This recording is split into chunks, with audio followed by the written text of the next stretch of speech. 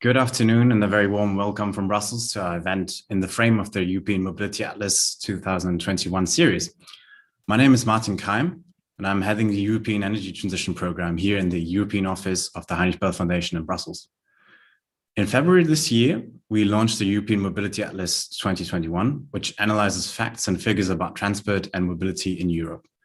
The Atlas outlines best practices and has policy recommendations to achieve sustainable, inclusive, and just mobility in Europe, with a focus on railways, cycling, digitalization, tackling the climate crisis, an overall topic, and the impacts of COVID-19 pandemic.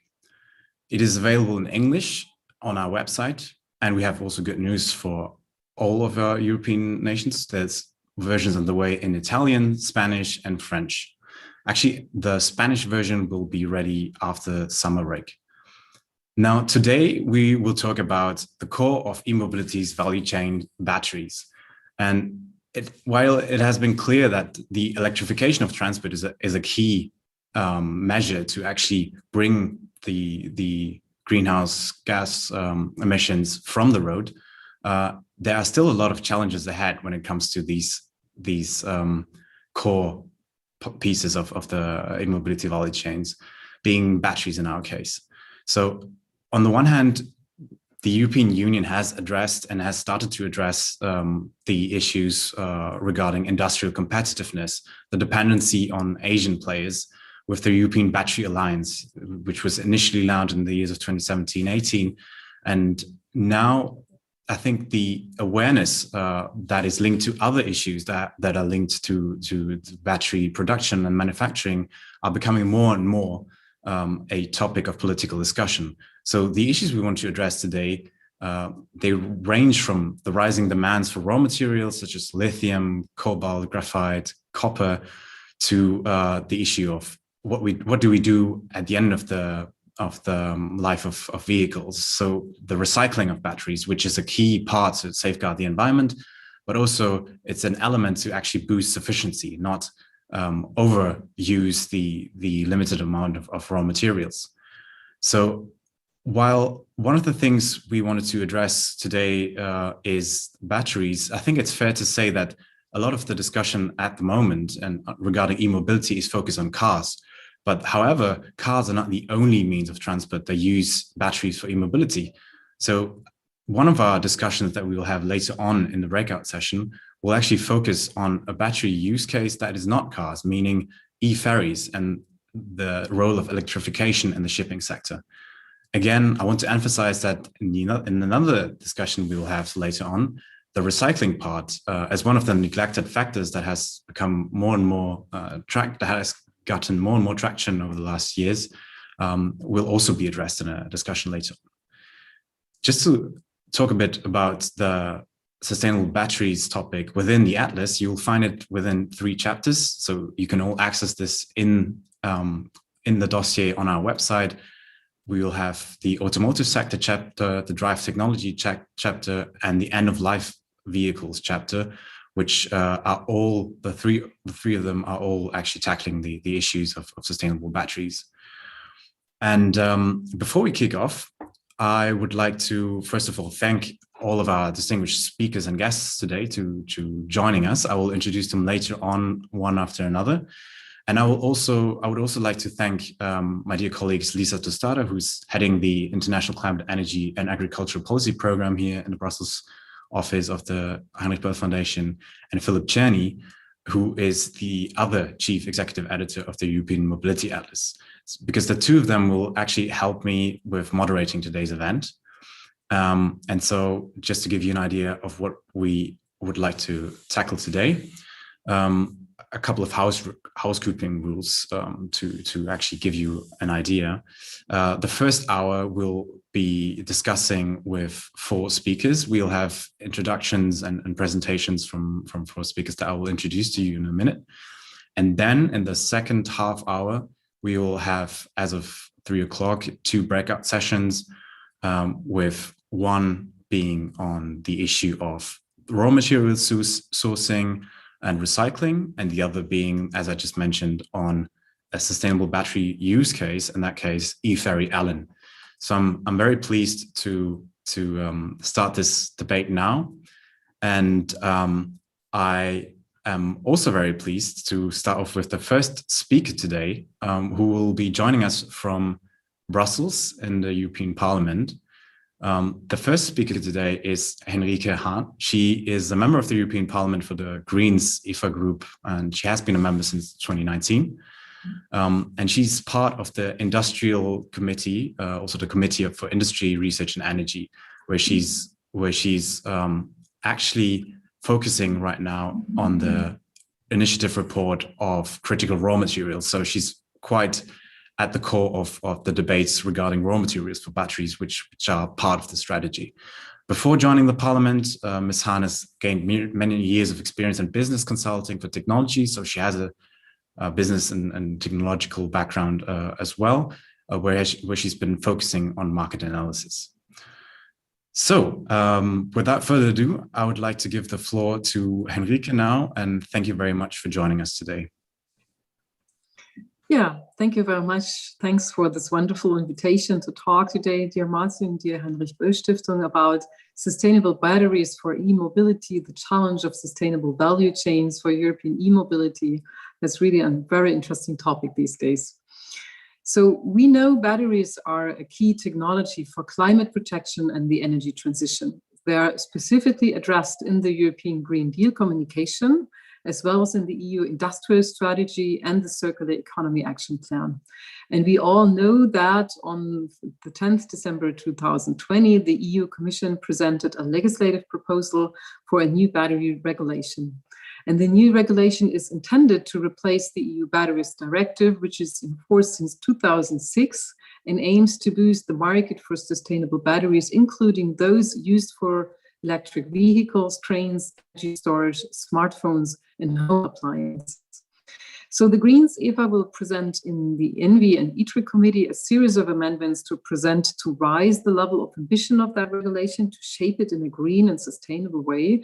And from my point of view, this new regulation represents a huge chance, of course, and an opportunity to put in place a new strategy for sustainable and smart mobility, but also to complement the European strategy for critical raw materials. The Commission plans to have 30 million electric cars on Europe's roads by 2030 and announces the further promotion of emission-free vehicles. So it's foreseeable that the demand for batteries in the automotive industry will increase rapidly.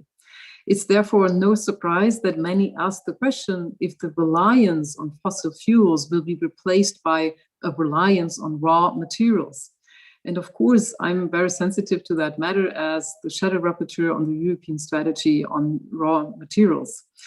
So it's clear that Europe's transition to climate neutrality should not replace reliance on fossil fuels with reliance on raw materials and should not be used to justify unsustainable and socially unacceptable approaches to critical raw material sourcing. So in my legislative duties, I have called on the European Commission to take a more objective approach to project future demands for CRMs, including a realistic assessment of the degree to which this demand is driven by green technologies vis-à-vis other sectors. And I also asked to frame these demand projections not only in relative, but also in absolute numbers to have the realistic picture of the scale of potential supply problems. So in the short to medium term, the electric vehicle scenario results in a growing metal demand, but much less fossil fuel is consumed. In the combustion scenario, the metal demand is lower, but the fossil energy demand remains very high. So in the long term, however, metals can be recycled while fossil fuels can no longer be used after combustion. In consequence, what should be kept in mind is that often the increased input of critical raw materials in green technologies can lead to net beneficial effects for the environment. And by using lithium and cobalt in batteries to build electric vehicles, critical raw materials are used, but simultaneously, huge volumes of fossil fuels needed to fuel internal combustion engine vehicles are saved. So as a green politician, of course, I'm very concerned with the environmental impacts of our actions. So let me address the matter of scarcity of our natural resources and raw materials. Mines get exhausted, and researchers agree that the production peak of most essential minerals could be reached before the end of the 21st century, and a good number of these even before the middle of the century. So from a scientific standpoint, the potential to flatten the demand for CRMs in the short term through recycling, substitution, and other measures exists, but it is limited. So one of the biggest challenges while talking about the CRMs and batteries is that if recycling rates do not grow sufficiently by 2050, the reserves of copper, lithium, nickel, and manganese in existing mines will be exhausted, and much of the depletion will be due to the batteries required by the EVs. But in the mid to long term, recycling must play a key role. So therefore, policy needs to be set today to establish a functioning recycling market when large volumes of end-of-life vehicles, wind turbines, electric engines, or others are reaching the end of their use phase. So moreover, technological innovation and material efficiency can contribute to lowering demands.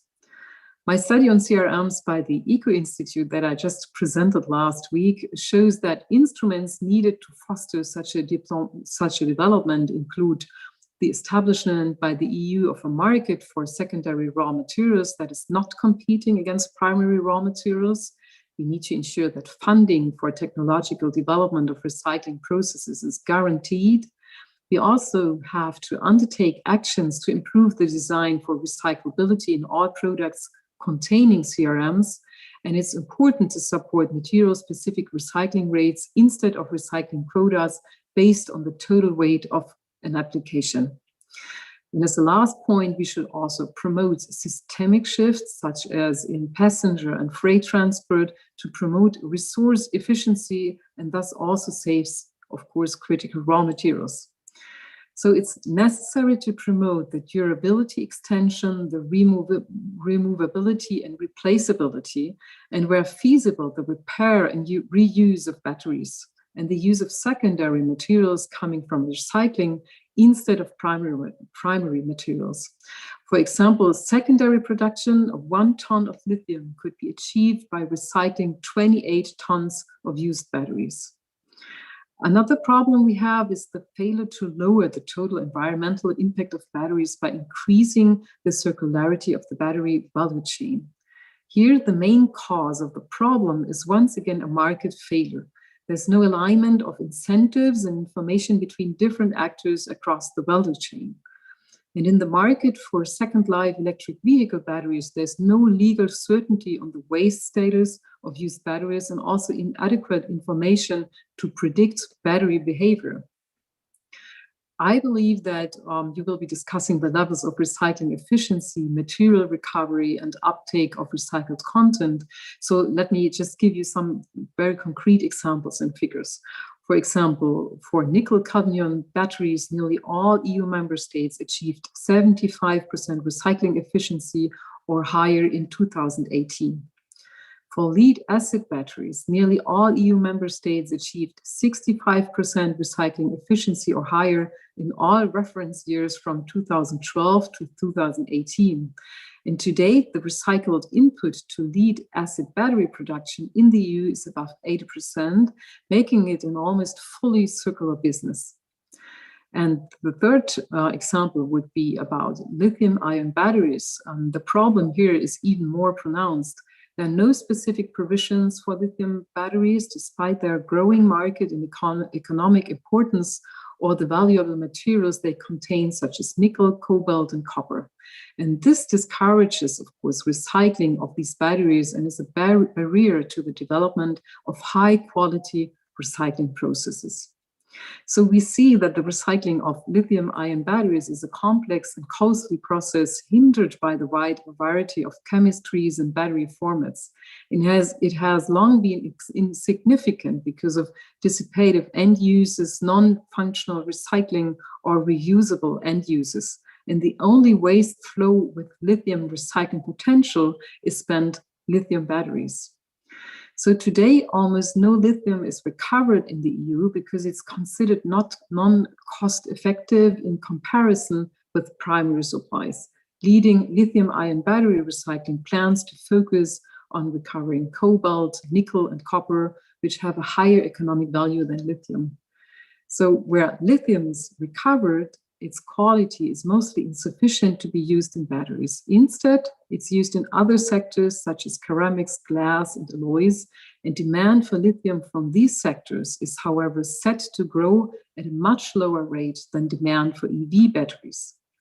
Therefore, as soon as EV batteries become available for recycling, scientific research indicates that as soon as 2021, the supply of recovered low-grade lithium would exceed the demand. So this would also be a barrier to the substitution of primary lithium by secondary lithium, thus leaving the potential to lower environmental impacts untapped. So finally, let me mention the environmental, social, society and human rights concerns, which are very important, of course, in that regard. Batteries can have a significant impact on the environment and on human health throughout their life cycle, from the extraction of battery resource materials to the recycling of waste batteries. And mineral extraction activities can be related to corruption and armed conflicts, and the specific national and local labor conditions differ greatly and therefore have a strong influence on the social impact. The main identified social supply chain risks of resource extraction of metals are very often linked to bad labor conditions, conflicts between small-scale and large-scale miners, water scarcity and contamination and resettlement of local communities. And these are very concrete problems we are confronted with. The presence of artisanal mining is largely practiced in Africa, and the sector of this kind of mining is often unregulated and based on manual labor and hand tools yielding bad labor conditions. For example, in Democratic Republic of Congo, where around 110,000 miners are involved, a large part of the artisanal miners are children working in cobalt mines, lacking basic protection equipment and assistance. And additionally, there are enormous health concerns, especially when you look at the example of cobalt mining in Congo. So we have reports of chronic diseases as chronic exposure to dust containing, for example, cobalt can result in a potentially fatal disease called hard metal lung disease. Inhalation of cobalt particles can also cause other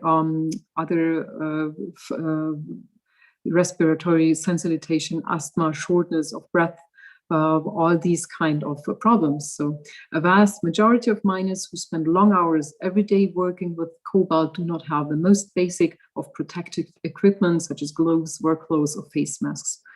So we see, of course, so many problems are linked to that, and we should make a stop to this. As regards the social risk category, due diligence policies should address the risks in the battery supply chain in relation to the protection of human rights, including human health rights of indigenous people, protection of children, and gender equality in line with international human rights law.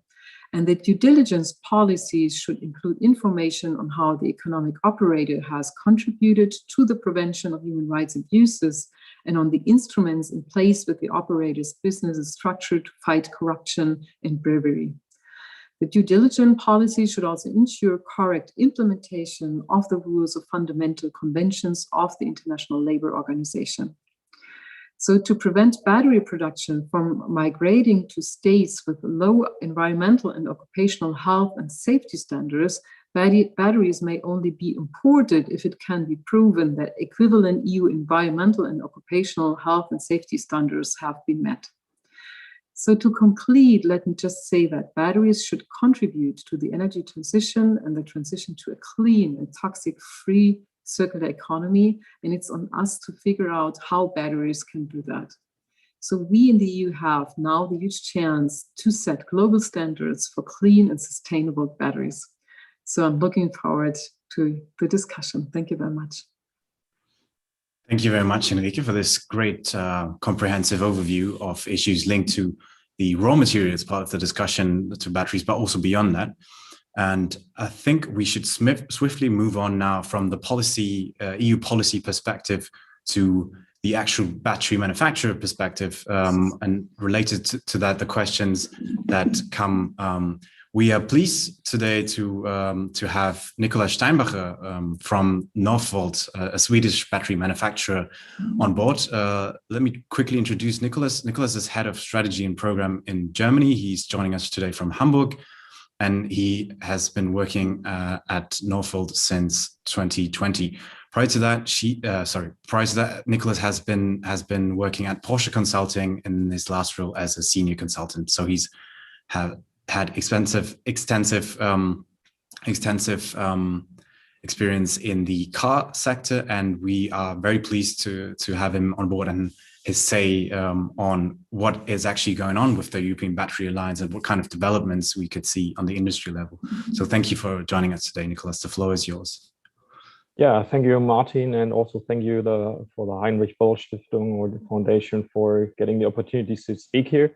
It's a very dynamic environment right now around batteries. Also, thank you, Henrique Han, about this very good overview about the challenges in supply chain management on raw materials, but also on recycling or the green part of it. I'm happy that I can directly jump into this and continue that topic, because Northvolt is very dedicated to really produce green batteries. We were founded by Peter Carlson, an ex-Tesla manager, in 2016.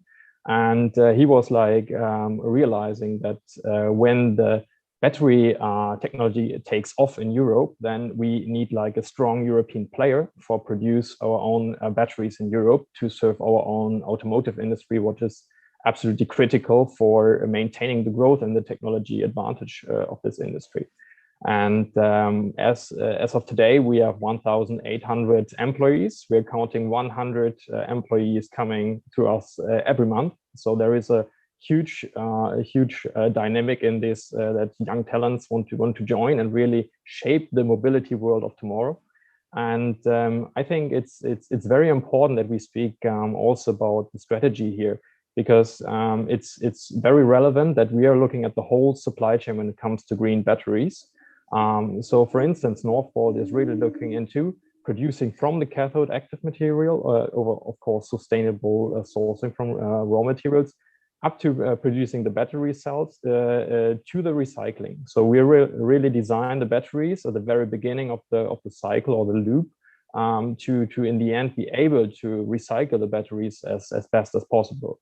And just to give facts and figures here, our ambitious goal at Northvolt is, for instance, to source 50% of the materials by 2030 from recycled material already. So it's a very ambitious target. We know this, also given the market environment. But we deeply think that it's the only way how we can challenge the green batteries and how we can really make batteries green, because it doesn't make sense to source batteries which are also not produced by green electricity, which are not binded into a closed loop concept. So we really have to, it's also the responsibility, I think, for our society in Europe to really focus on green solutions for batteries. And I just want to take the chance here to take you a little bit with me about the European ambitions and the need for European collaboration in the whole battery field, but also the challenges which we face as also Northvolt, but also other players in Europe when it comes to battery production. And Northvolt is a Swedish company, yeah, but we don't see ourselves as a Swedish company. We always say we are a European company. So this hits it quite well, because we think that the challenges we have in Europe in terms of building up the right supply chain, building up the knowledge we need, building up the companies and suppliers which is needed to have a large scale battery production in Europe is on a European level. So we don't have to, it's not anymore so relevant to talk about nations here. It's really important to talk about a green European collaboration setup. And this is why we engage in the European Battery Alliance, speaking with different members and trying to really bring the European region forward in different technologies, in processes, but also product technologies. And for us, it's absolutely important to think, for instance, in the way of machine building. So if I'm just taking this example, a lot of machine builders and machine equipment is already like right now produced in Asia. You have a lot of builders sitting in Japan and China and in South Korea. But when it really comes to like a long-term perspective on battery cell manufacturing, and we also have to build up like an own industry of building equipment in Europe for not looking at scarcities in this sector. And this is just one topic. Henrique Han also mentioned it's of course a material thing we have to look at. So it's a main challenge to build up also our own material sourcing as it's possible in Europe. Lithium is, for instance, a very good opportunity for this, as there are different projects in Germany, but also I think in France and other regions in Europe, where sustainable lithium mining can be done. And these are just a few examples where we have to really look at.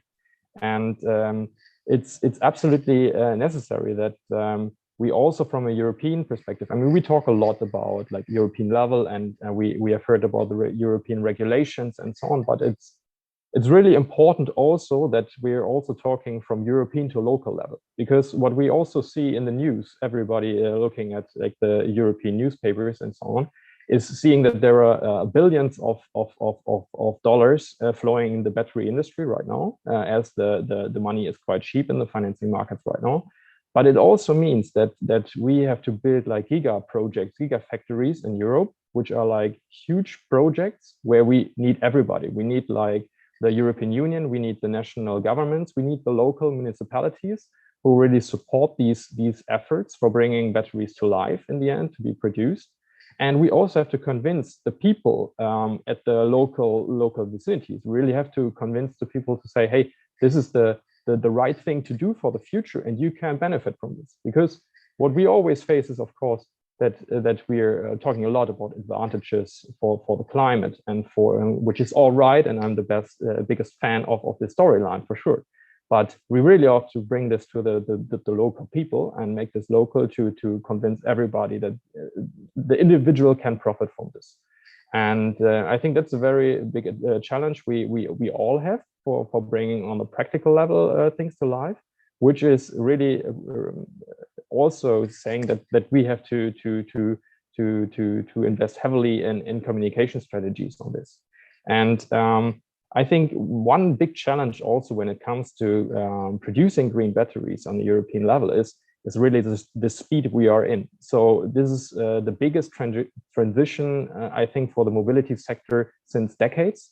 And we really have to do this fast, as we all see what's happening to the climate.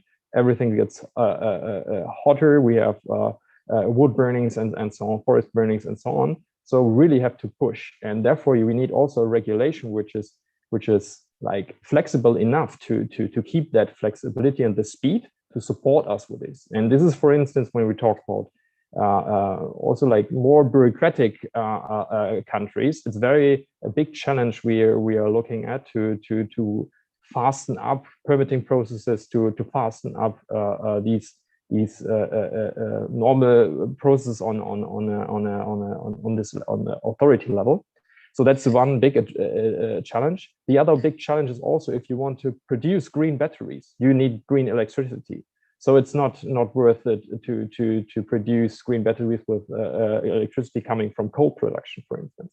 So we really have to be on the pedal to the metal on really extending battery the grid and the green assets in Europe, meaning wind power, hydropower, and solar power, to be really on the fast track on this. And I think it's really important to also look at the flexibility of things. So what we see is also in the battery technology world is that there are a lot of startups developing and researching on different technologies. So we all have together in this industry have to be flexible when new battery technologies as solid state batteries come into place.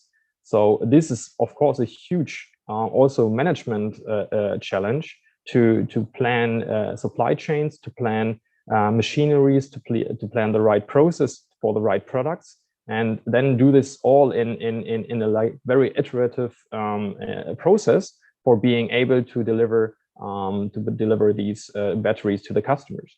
And I think which is a very, very interesting and important point is also, and a very good point for the industry at itself, is that the customers we are speaking with, so meaning the big OEMs in Europe, is that they are looking very much on a green setup for the battery. So it's very good that the customers and also the end customers want to have green batteries, which we absolutely have to build up. So keeping it a little bit together, there are huge challenges ahead for building up a large battery industry in Europe for filling our own demands in terms of the mobility sector.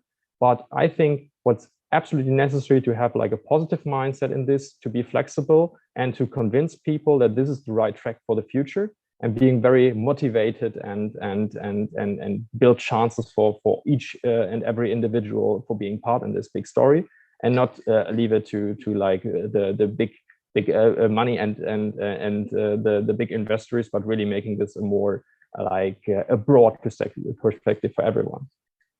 Thanks. Thank you very much, Nicolas. That was also quite interesting now, a perspective from an industrial player. Also, thank you for highlighting a couple of political issues rather than purely industrial issues. As you mentioned, the local level, the need to engage people in bottom-up approaches, the discussion linked to lithium sourcing and the challenges ahead for you as a company. Now, we would like to move on to France, actually. We have the honor to convene today Carole Mathieu, who is joining us from Carole Mathieu is a research fellow at the Center for Energy and Climate, and she's a fellow at the French Institute for International Relations, also known as e-ferries. And her research is mainly focusing on climate change policies, transformation of energy systems. And before she joined e-ferries, Carole was actually working for the Center for Energy for the French Energy Regulatory Commission. Carole Mathieu also can provide us today with an interesting overview of the strategic implications of battery supply chains and what it can actually mean on a political level. So, Carole, the floor is yours now. Thank you very much. Good afternoon to everyone, and thanks to the organizers. I'm very happy to participate to this debate on sustainable batteries and the batteries regulation in particular, because I am deeply convinced that perhaps it's not the most well-known, the most discussed legislative piece of the EU Green Deal, but I'm convinced that it has a very high potential, and that this potential actually goes beyond the future of mobility. Why is it so? I think today we are in a situation where the EU made it very clear that it wants to reconcile its environmental objectives and its strategic interests. So that's the core idea of the Green Deal, I think, and it's also probably the ultimate condition that we have to meet if we want to shore up domestic support for an aggressive decarbonization and environmental agenda. But at the same time, the EU needs to stay true to its values, to its commitment to open trade, and it certainly cannot cross the red line of green protectionism. So here, I think we have all the ingredients we need for a very lengthy conceptual debate on where the EU should go and what should be a green industrial policy. But with the batteries regulation, we have this very unique opportunity to test a bottom-up approach to green industrial policy with the first ever sustainable product legislation, which would cover the whole life cycle of batteries. And I think that if we make it a success, if the batteries regulation is a success, then it can be easily replicated in other sectors. We will find other candidates. And this way, we have a chance to define the overall strategy as we work. Now, coming back to batteries in particular, on the environmental front, there is a lot to gain. I think previous speakers have perfectly pointed this aspect. Of course, we need to switch from thermal vehicles to electric vehicles, but at the same time, we have to acknowledge that there is a climate and environmental impact with batteries. So if Europe wants to be climate neutral and if it wants to be resource efficient, as the Green Deal communication says, then I think it's a matter of consistency to address the way batteries are produced, their durability, and also address end-of-life management. And also, perhaps it's a precondition to secure consumer trust. And this way, it could also be seen as a way to accelerate the shift to e-mobility and make it a long-term trend. And now on the industrial front, I think, again, there's a lot to gain and very little to lose, because Europe is a new entrant, and Northvolt is clearly one of them, a new entrant in large-scale manufacturing. And of course, green differentiation strategies can only help strengthen the business case of these new entrants. That is because with the transparency requirement and perhaps with the performance classes, we will finally enable comparative exercises. And I think it's important to stress that this is a major step because today the battery is somehow a black box. We have rough ideas of which production step generates the highest environmental climate impact, but we critically lack reliable and comparable data to really map the sustainability of EVs. So on one side, you have OEMs that are taking commitments on reducing emissions on scope 3, for instance, but they cannot really substantiate their claims, even if they really wanted to. So I think that with the batteries regulation, we will actually enable OEMs to walk the talk, to give greater importance to greenness in their supplier selection processes, and also, I think, very importantly, to look at the upstream part of the value chain. They will have to take up this responsibility. And here, I think it's important to stress that this upstream part, access to primary or secondary material resources, is clearly where you can find perhaps the largest untapped potential for green differentiation. And it's also where the EU Battery Alliance has perhaps achieved little results to date. So again, probably at the moment, we tend to have a strong focus in Europe on gigafactories and cell manufacturing in particular. But we need to take a holistic approach if we want to achieve a good environmental performance and if we want to achieve strategic autonomy. So again, I think the battery regulation will help us address both dimensions, environment and strategic autonomy in one go. So my point is that on paper, there's no hesitation to have. We need to make the battery regulation a political priority. And once this is secured, when we have the full political support, then I think that we will have the means, the collective means, to address at least two major but not insurmountable challenges. The first one that I want to mention relates to calculation methodologies, because of course, to be credible, the rules have to be robust enough and they have to prevent the risk of resource shuffling that we also see in the CBAM debate, so in the debate on the carbon border adjustment. Of course, these questions are highly complex, and this is why the battery regulation tables on, I think, at least 36 secondary legislation pieces to make sure that all these issues are addressed and properly regulated. But I think it should not be a reason to set up a very relaxed implementation schedule and argue that you need time if you want to make a good case and a robust regulation. I think, on the contrary, we need an ambitious implementation timeline, at least for the transparency obligations, because I think it's the way to convince the whole industry, the whole EV industry, that they have to dedicate resources, they have to make their expertise available, and really support the Commission in drafting good secondary legislation. I think it's important to understand it the way around. We need a very short implementation timeline, at least for transparency, because we need to have everyone on board and have everyone see the urgency to come to the table and participate to the discussion. And then I think the second biggest challenge will relate to enforcement. And again, it's a make or break issue, because it's the first time we have this type of product legislation on the whole life cycle. So it means that we will need new types of enforcement procedures. How do we verify manufacturers' declarations, and how do we prevent cheating with such a global and such a complex value chain?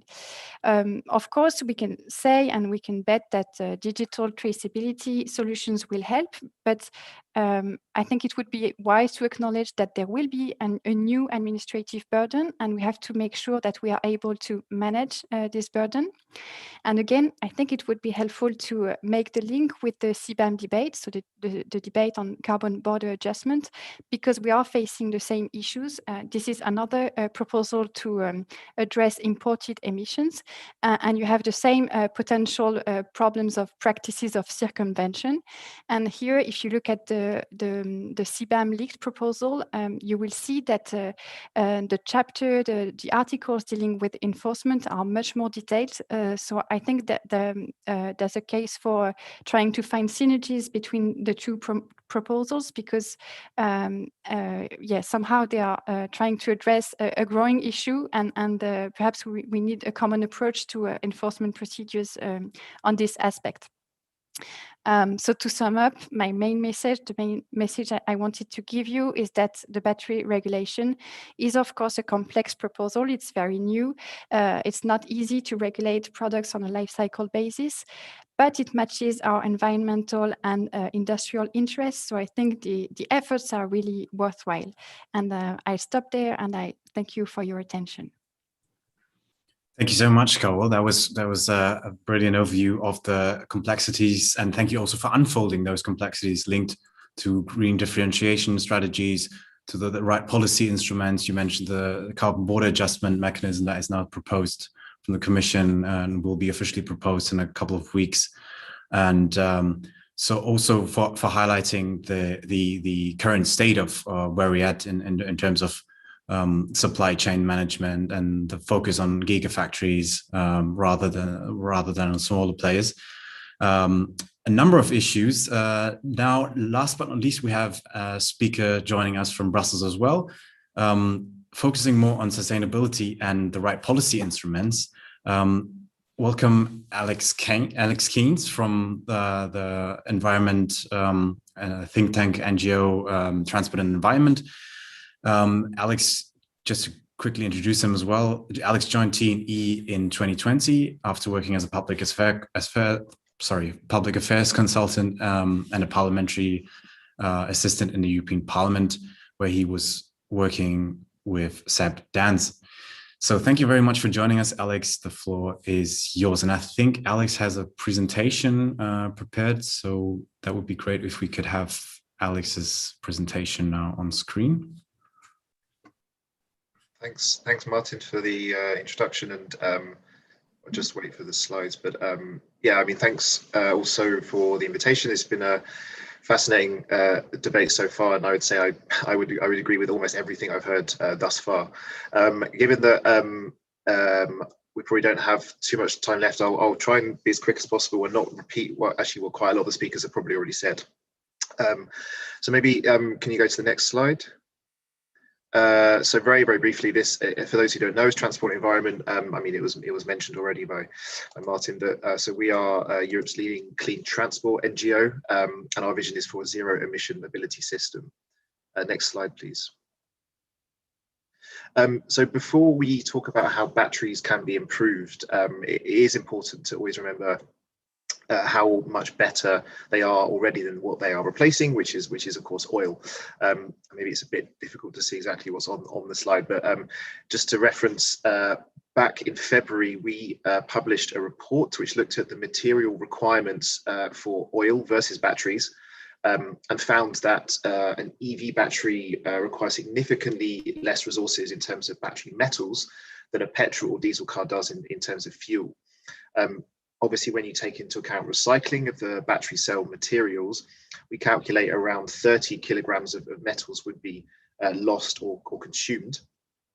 For oil, of course, recycling is not an option, as we've heard very succinctly already. And lifetime consumption of a combustion engine car, petrol or diesel, is 300 to 400 times more in terms of weight from the fuel. So next slide, please.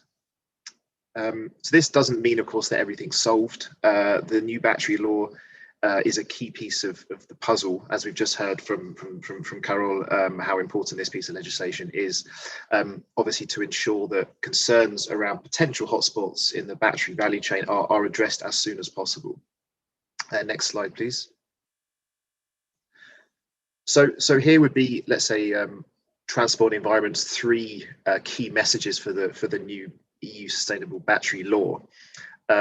Firstly, and we've heard many of them already today, so I'm aware that I'm probably repeating a lot of what we've heard, but it's great to hear that everyone's basically on the same page. So firstly, binding rules to ensure social and environmental due diligence throughout the battery value chain, but of course, most importantly for the raw material extraction phase. Ambitious and binding rules here can really help promote innovative and better practices that are starting to emerge. For example, new extraction methods for lithium, as again have been mentioned by Nicholas from Northvolt. For example, geothermal lithium, to better waste management practices. For example, dry stacking nickel mine tailings, which can be a big issue around biodiversity. We think and strong rules here around due diligence can really support European players in this space as well, and help move supply chains closer to where environmental and social standards are higher. Secondly, sustainable manufacturing. Again, we've heard from Northvolt what their plans are and objectives. So, battery making needs a lot of energy. And it's essential that this new regulation incentivizes the use of clean energy via the new carbon footprint provisions.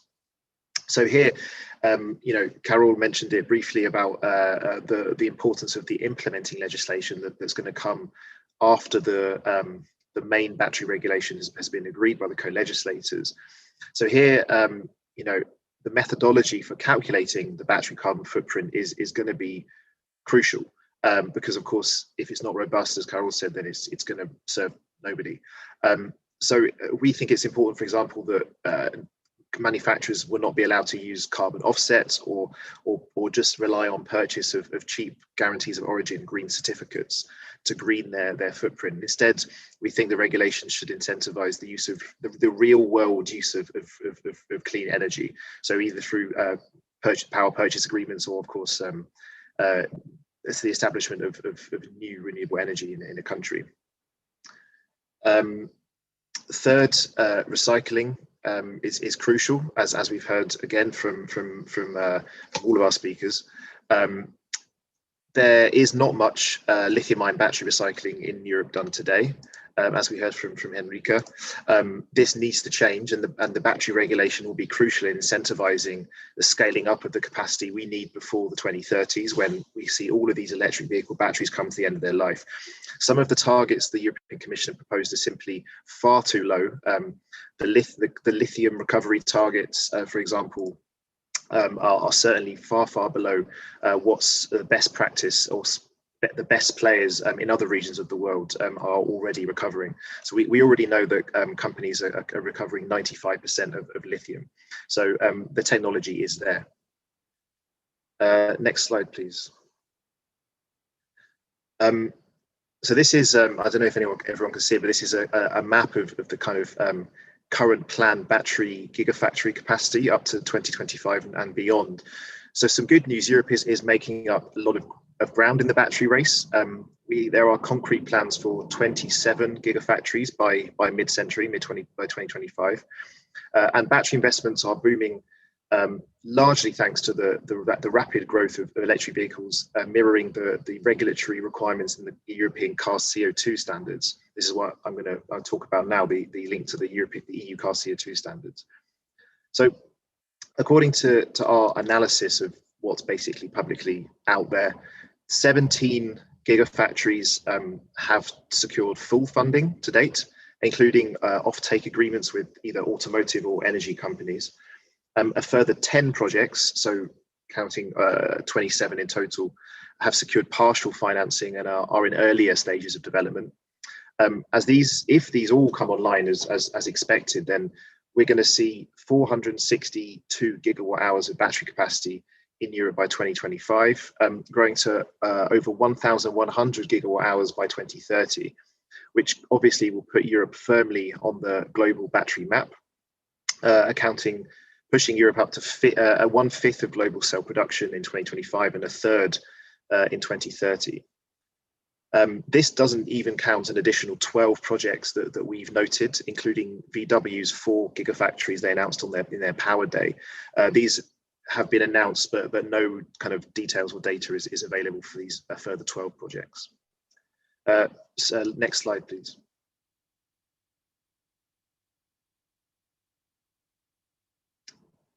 So the question I'm going to briefly address here is whether the market for electric cars, the key driver for these investments, will grow on a par with the battery plans to date. As you can see from this graph, the clear answer is no, so far at least. Of course, we wait with anticipation the Fit for 55 package coming in a few weeks' time, which will include the new car CO2 proposals. So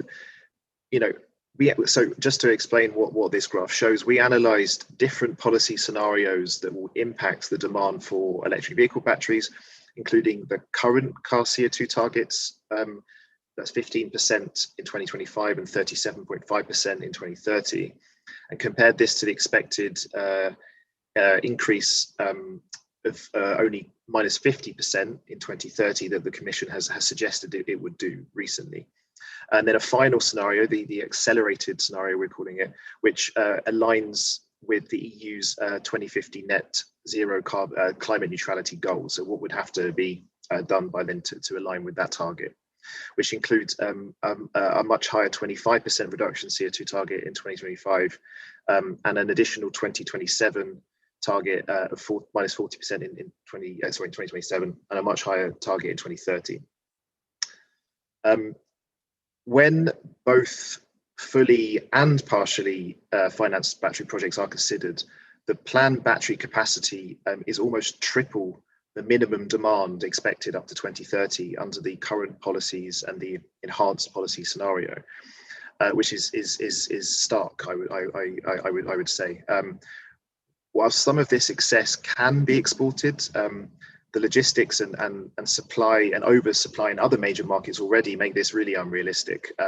So we're looking at a serious amount of underutilized capacity, and we'll put, we think, 27 billion worth of investments and thousands of jobs at risk in the EU's nascent battery market, battery industry.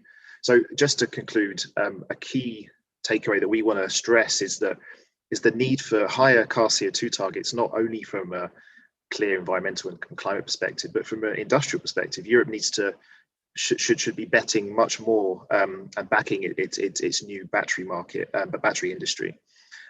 In particular, we need higher car CO2 targets in the 2020s, when the surplus of battery capacity is the most acute. Looking only at increasing the 2030 car CO2 target will simply not solve this problem.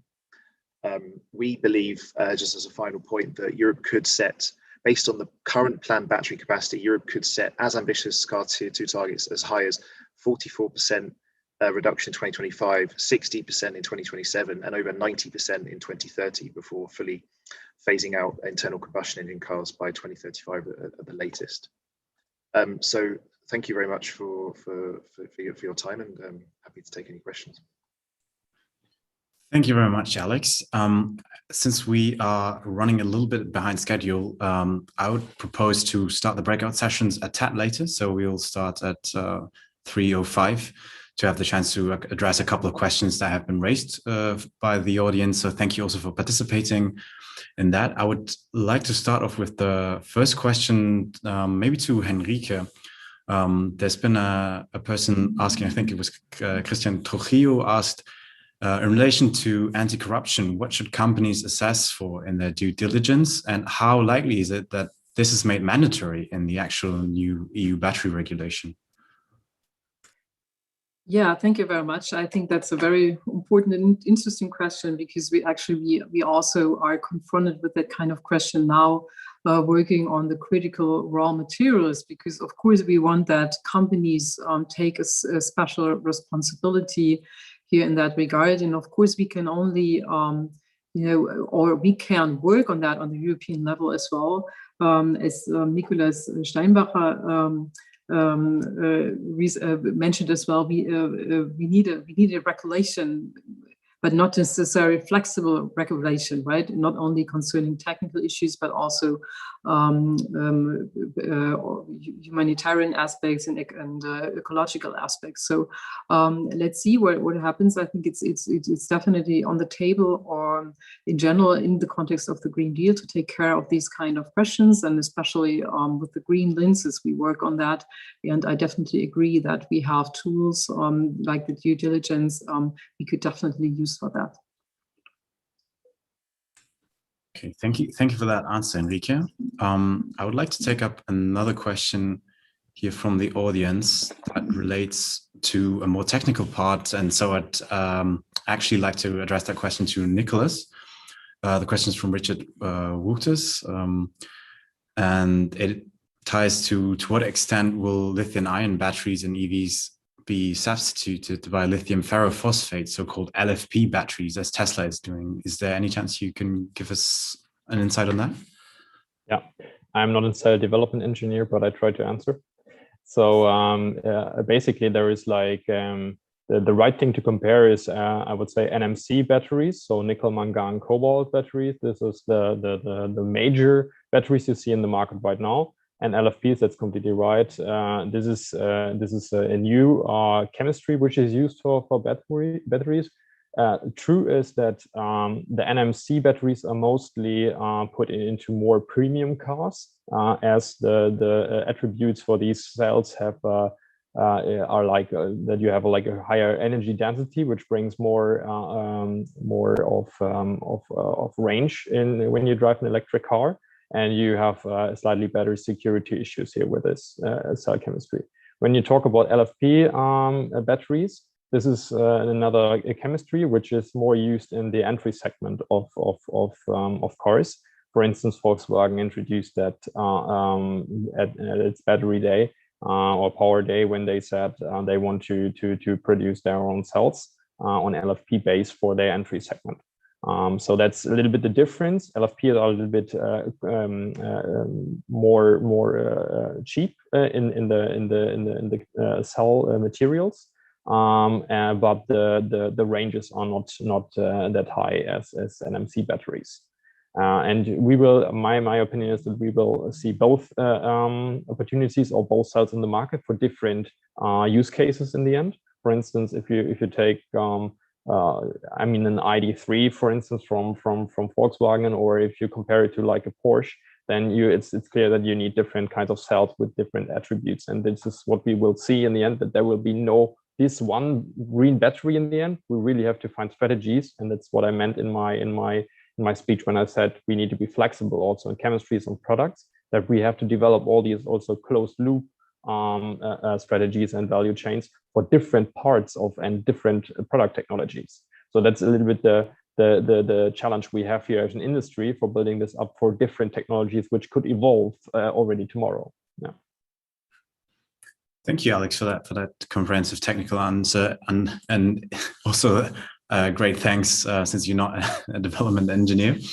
I think you've covered the ground.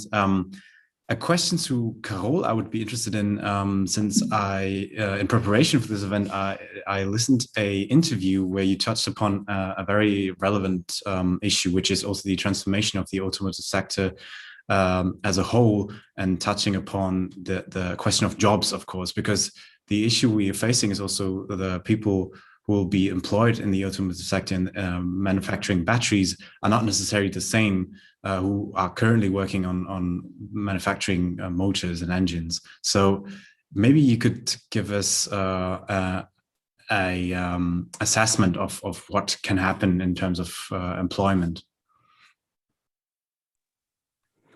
To be fully honest, I don't have the figures to share with you. I can only make qualitative comments because I think we have to investigate this issue in depth if you want to be able to come to meaningful conclusions. What we know so far is that moving from thermal combustion engines to electric powertrains will require different competencies, and there is the potentiality that that the processes are more automated and that less components are included. So one conclusion that you can make is that manufacturing EVs will require less human resources than combustion engines. But I don't think it's the full picture because there you only look at the manufacturing process, whereas in our discussion we also stress that we have to think in a closed loop perspective. So then it means that recycling is not just an option; it's an imperative. So you would need to account for all the jobs that will be related to the upstream and end of life management of EVs, and this is a big unknown, I think, to date. And then you have to think of all the potentialities that EVs will bring. I'm thinking of power to grid technology, power to home technologies. So we're not just moving from one technology to another. We are really changing the way mobility will work, transport mobility and road mobility will work. And I think it's a completely new world, and we don't have the exact knowledge of the implications in terms of jobs. But it also means that we have to seriously look at these questions today to be ready to grasp the full potential in terms of jobs, and of course make sure that the skills are available, and that we are ready to make sure that there is a smooth transition for all workers involved in this very different industrial worlds that are taking shape today. Thank you very much, Carol. I unfortunately have to say that we will only have one last question before we kick off with the breakout room, since we want to have enough time to also discuss the issues I mentioned in the beginning. I also have two distinguished panelists in the breakout rooms. So one last question to Alex, maybe. Which ties to the issue of information. So Pascal Koenig has written about the question of what can we do, considering there's still a lot of negative press and misinformation about battery development, and most of the data in these kind of articles seems to be outdated. Do you as somebody who is essentially sitting on a hub of information, what kind of approaches do you propose in that respect? Yeah, thanks. That's a really good question, and it comes. I think it hits the heart of why this new regulation is actually really important. The new battery regulation. Carol spoke about this, about the need for transparency and primary data, and at least for the carbon footprint provisions, the first step before we get to setting maximum carbon footprint thresholds will be the requirement for these companies to submit primary data about the carbon intensity and the energy input of the different production processes along the battery value chain. And of course, this will give us a picture of a real picture of how carbon intensive battery manufacturing and the whole value chain is, where the hot potential or where the actual hotspots are, and where we need to incentivize cleaner and more efficient practices. I think if you look at the question, the person who asked the question has made a good point that a lot of what we rely on already today is kind of very outdated top-down information, and what we're going to get is a lot of primary bottom-up and up-to-date data. So we will, in the next years, making as long as we get a timely implementation of the provisions. So let's make sure that at least this first step around transparency of data is coming into force as soon as possible. Then we will get a very good picture, and the public will get a very good picture about how green, or if there are battery makers or parts of the value chain that are particularly there are concerns around the hotspots, then we'll be able to identify those, and we'll get a much more transparent picture of what's actually going on the ground. Great, thank you, Alex, for that last question and answer exercise. I wanted to thank every speaker now. Thank you very much for having joined us and for participating and for your valuable insights. I think it's now time to open the breakout rooms. Once again, we will have 2 breakout rooms. The links will be put in the chat right now. So you can join either raw materials, due diligence, recycling of batteries, which will be with Rita Tedesco, who is a senior program manager at the NGO ECOS. And the second option would be sustainable batteries use cases, which will be joined by Halfdan Abrahamson from Aero Energy Lab and representing the e-ferry Allen project. So please have a look at the chats, stay with us. And before everybody leaves the main session, thank you very much for joining. Also, again, a big thank you for all of the speakers who made time today. And I wish you a pleasant afternoon and hope to see you in the breakout sessions.